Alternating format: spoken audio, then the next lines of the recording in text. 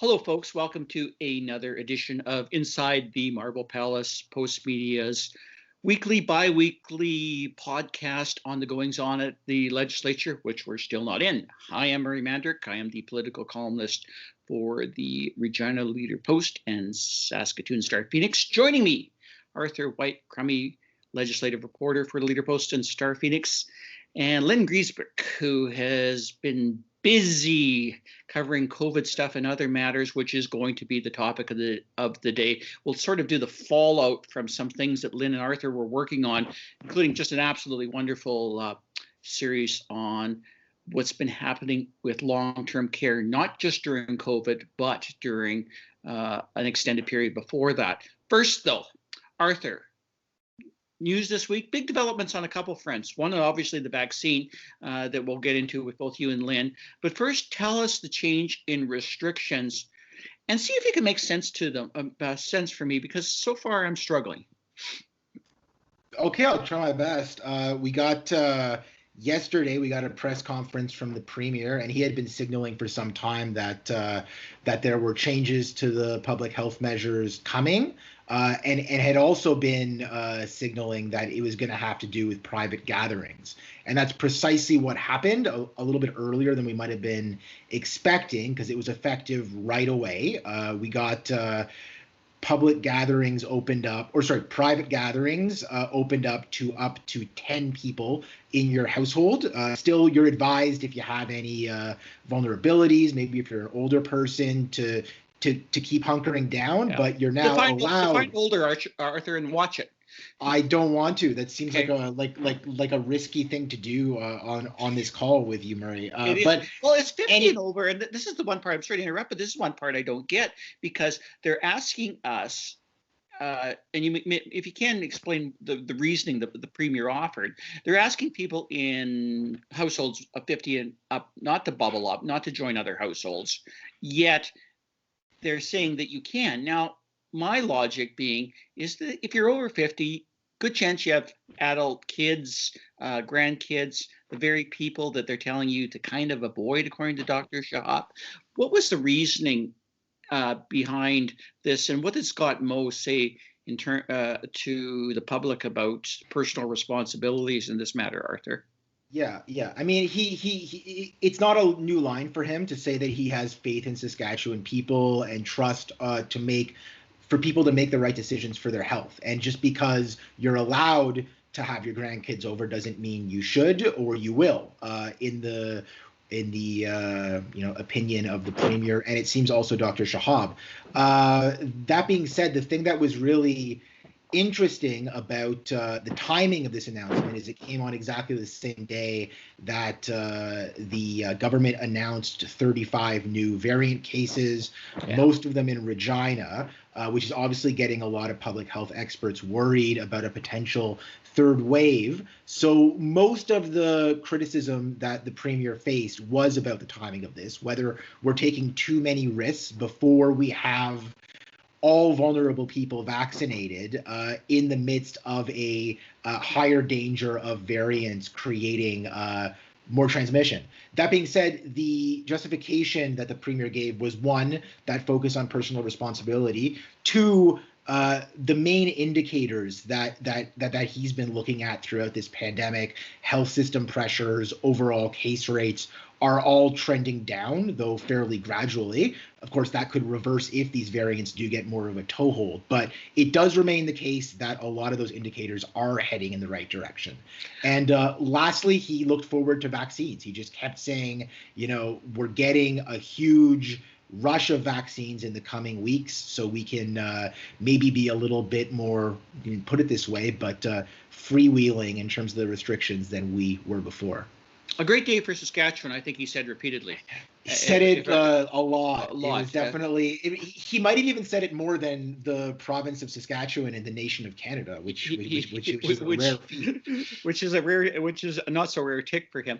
It was a great day for Saskatchewan. Every day is, except for the fact that nothing really changed in the vaccine regard. Lynn, on both the vaccine issue and what Arthur talked about in terms of the public reaction, you will wind up getting stuck doing this. What are you hearing so far about the fallout from the public and otherwise in reaction to this. Is there a sense that he should have done more, that he did too much? I guess it depends on where you stand on this particular issue, because that tends to be the reaction of everything related to COVID. It all depends on what perspective you seem to be coming from.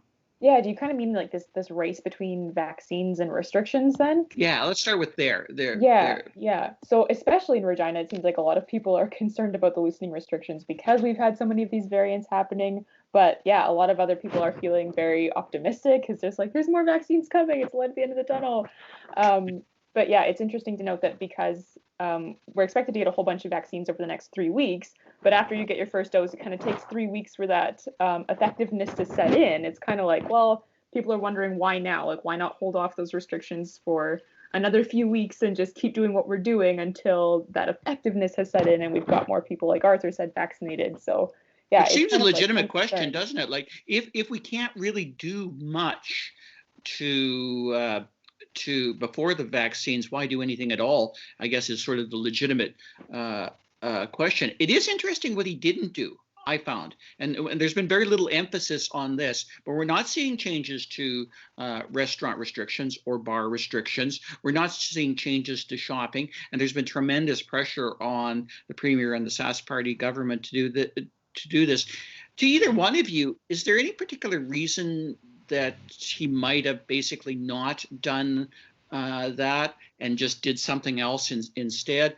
I'm kind of wondering if some of the things that he did and announced on Tuesday, which also we should have mentioned, include changes to church services, allowing as many as 150 or 30% capacity, whichever's less, if I remember right.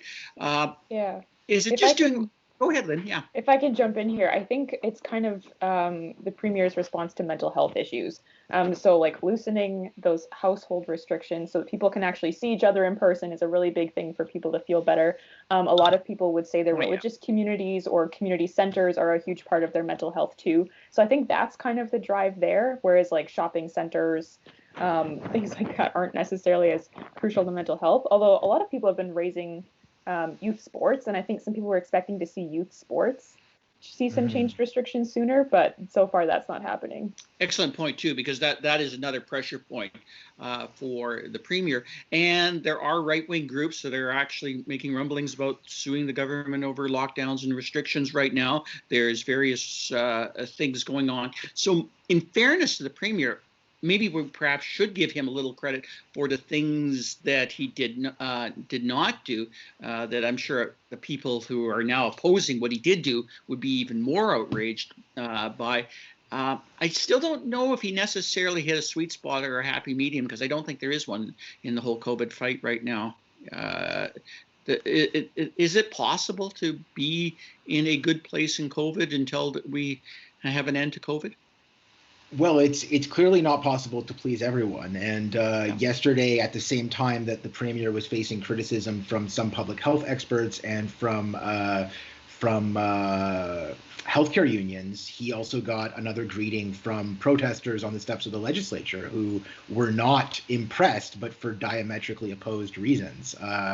They said that he was offering them crumbs and were much more concerned about masks than they were about private gatherings in their households.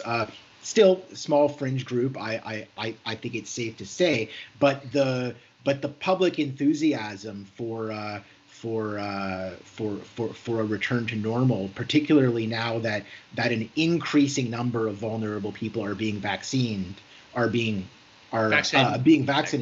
I think is only going to continue to grow over the coming weeks. That being said, I was surprised, like Lynn, that maybe there wasn't a little bit more attention on youth sports, because it's something that the Premier has talked about a lot.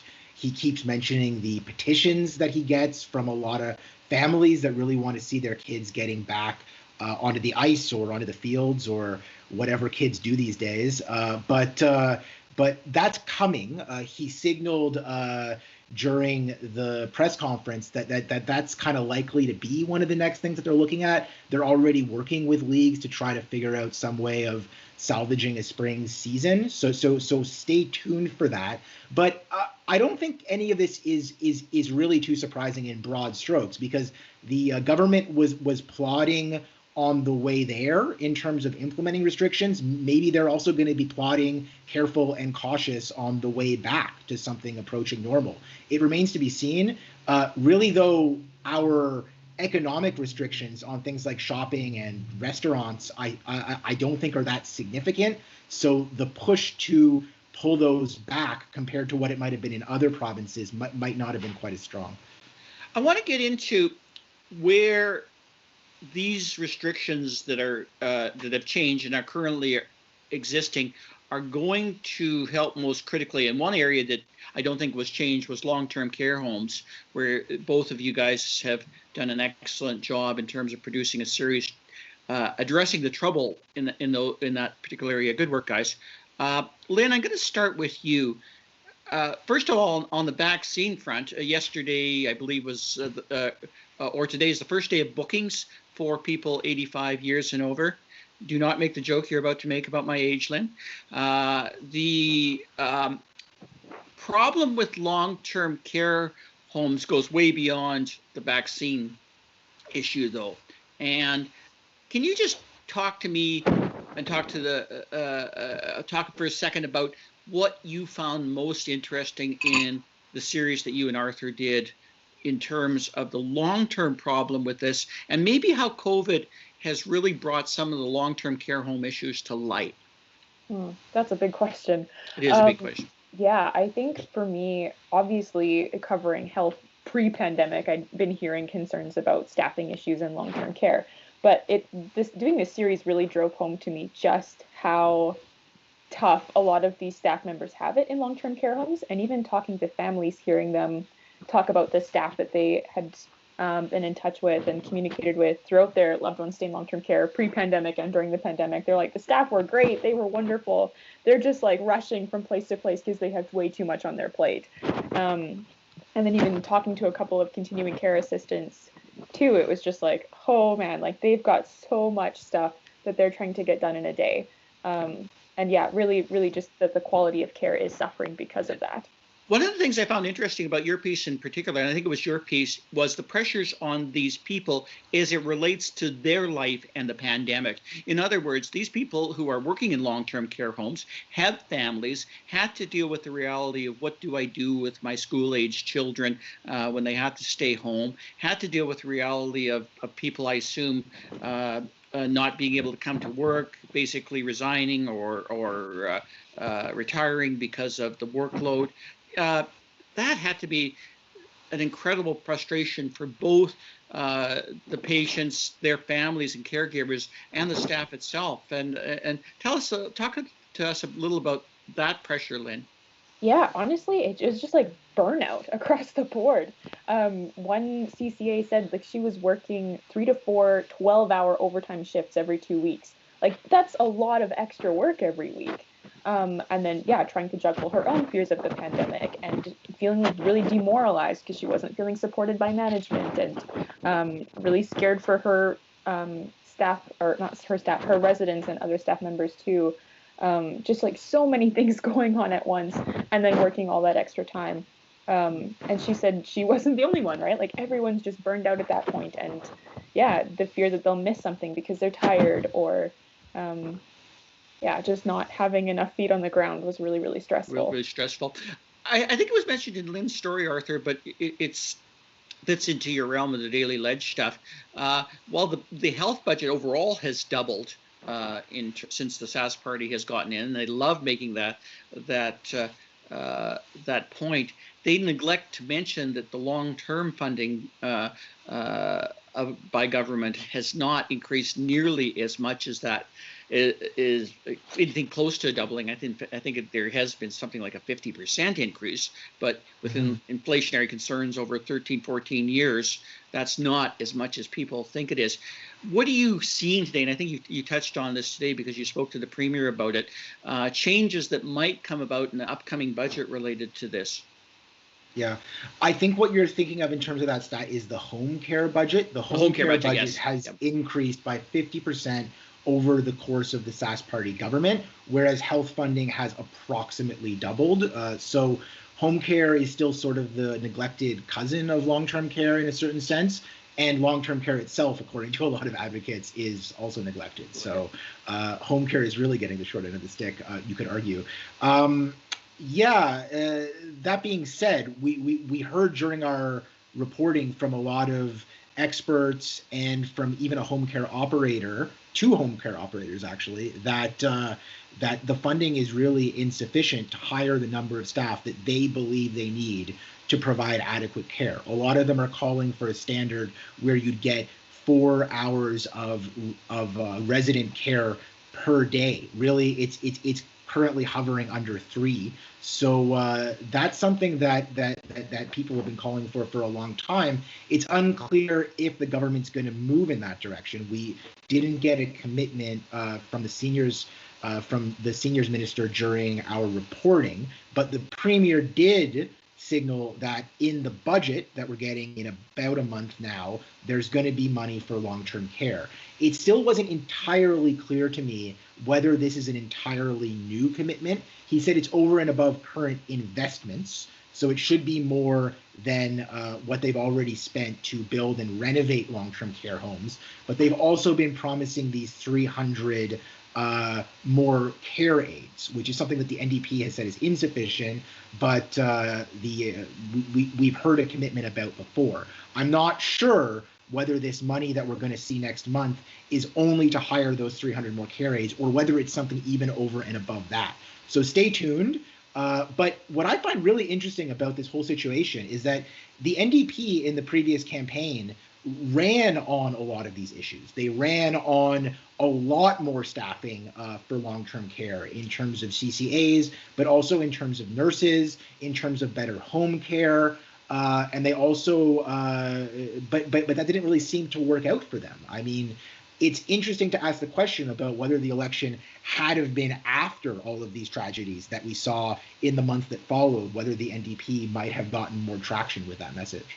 That's an interesting question. I have no understanding as to why in a province when we have a disproportional high percentage of seniors, if I remember correctly still, compared with other jurisdictions, that it isn't a bigger election issue or wasn't a bigger election issue, and whether in fact that might have changed under the circumstances of having the situation as you describe right now, where we have far more tragedies. One obviously thing is there's less tragedies than other jurisdictions, which I guess if you're comparing us to, say, Manitoba, where they've had double the deaths in generally, and certainly a lot more long-term care home deaths, the government can certainly say that we've done a better job than elsewhere. Cold comfort, I realize, but I'm sure that will be the repeated line that we'll hear during the session. Is any of this going to satisfy children of people in long-term care, grandchildren of people in long-term care? Lynn, do you think the message is starting to get through to government from what you're hearing from those people that you spoke to in regard to this series? We'll see. If it feels like, I think to them, if it feels like the government is just kind of paying lip service and we see maybe a few more CCAs come in and that's kind of it, I don't think it'll feel like enough for families and a lot of advocates. If we see substantial change and commitment to something different than what is currently happening, then maybe. And I think, it's hard to tell too, because everyone's looking for a little bit something different, but really staffing is the main thing that I think if we see major change towards staffing, people will start to think something different. So I think that's very much where the key is. And obviously, this government has so emphasized capital building in terms of its budgetary priorities and other spending. It's decided. Whether it actually decides to change rules and regulations is another thing. Okay, we have an anniversary coming up in terms of COVID, and certainly we're going to see a lot more vaccines roll out. Just as we wrap up today's session, the Premier sure made it sound like everything is about vaccines. Is there anything that is in that you guys can see that isn't going to, or is going to change, I guess, what we're currently seeing right now, or are we just kind of in a bit of a holding pattern right now until everybody gets vaccinated in Saskatchewan? I guess I'll start with you, Arthur. It's been all about vaccines since January, in my view. I still think that's the overarching political issue that every government is going to be judged on, how well they succeed in the vaccine rollout. I mean, the variants are definitely a wild card here and a bit of a mystery about what kind of impact they're going to make as we roll back some of these restrictions. But I think that vaccines are still the thing to watch. How does the government's booking system and their mass distribution of vaccines work out over the coming days? They're opening a drive-through clinic in Regina. Does that run smoothly? Are there hiccups? I think these are going to be the big news stories of the weeks to come. Do you agree, Lynn? Pretty much all vaccines all the time? Yeah, I do. I think it's a waiting game now until the end of vaccine delivery. But I think communication is going to be a big challenge for the government too. There's already been so many seeming miscommunications between the government and the general population about when people are getting vaccinated, how they can get vaccinated, who's eligible when. So it'll be interesting to see if that can kind of turn around and hopefully be a little bit clearer once, tens of thousands of people are trying to get vaccinated pretty much every day. So I'm pretty sure that'll be the case. I think we should wrap up for another week of Inside the Marble Palace. Thank you, Arthur White-Crummey. Thank you, Lynn Giesbrecht. And we'll see you guys sometime in the not too distant future. Take care. Till then, Marie.